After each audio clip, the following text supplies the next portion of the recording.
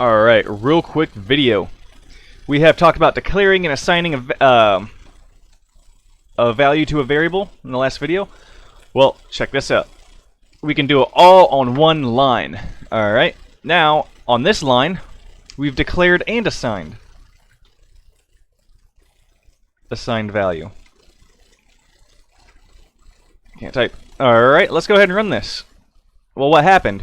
This part of the code declares the variable, and then this part, using this equal sign, assigns it the value.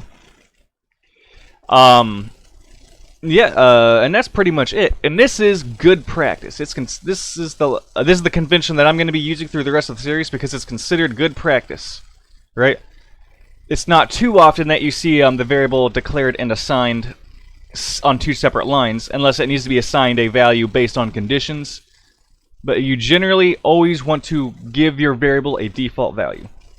Yes, Java does use a default value for all the primitive variables, but depending on the programming language you're using, the compiler may complain if it's not assigned a value.